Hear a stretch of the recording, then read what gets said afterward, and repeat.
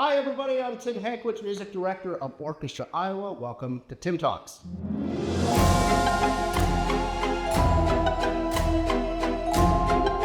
Well, Halloween is almost upon us, which means right afterwards, the much dreaded holiday rush. As a result, we are splitting the baby with the great film Nightmare Before Christmas. And I'm here with Laura Bunge, who has experience with this movie and also with her time at Disney World. So tell us a little bit about how you've interacted with this particular film. So for the movie, I didn't get to, see the actual filming of it, but I do know that it was stop motion, which, for example, I think it was 12 photos per second of the film. So that's a lot of photos. That's a lot of photos, yeah. It's a lot to make the one movie. One of the many reasons why this film has become a classic, it's also an homage to the past, using stop motion. Yes. If you're wondering what stop motion is, think of Gumby, or think of those classic Rudolph the Red-Nosed Reindeer, or those holiday shorts from the 1960s, the same sort of idea. What are sort of the things that you love about this movie? One is it's different. It's a completely different Christmas and Halloween movie than what you'd ever see. Yeah, so if you were actually to explain it to somebody who's never seen it, they're going to be scratching your head. They're going to say, "What?"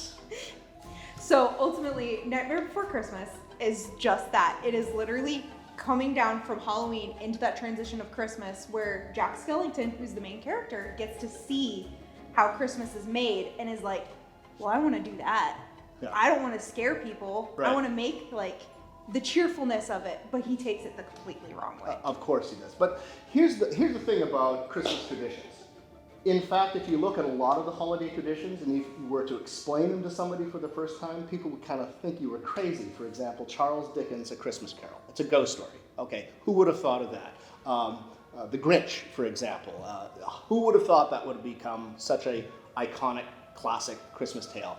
And so it makes total sense that a Halloween figure would become actually a classic Christmas character. Yes. Of course, I'm here to talk about the music, and Danny Elfman is one of the great composers of our generation, not just of film music. He's the one who brought you Batman, for example.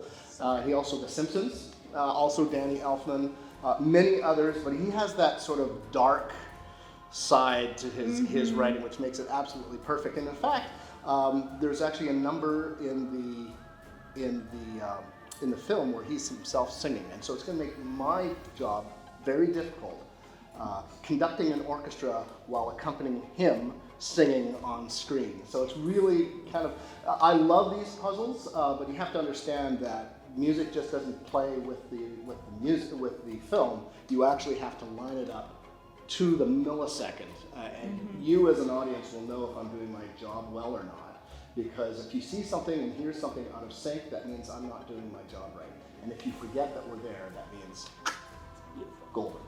So join us on November 1st for our one and only performance of Nightmare Before Christmas, film with live orchestra. We'll see you there.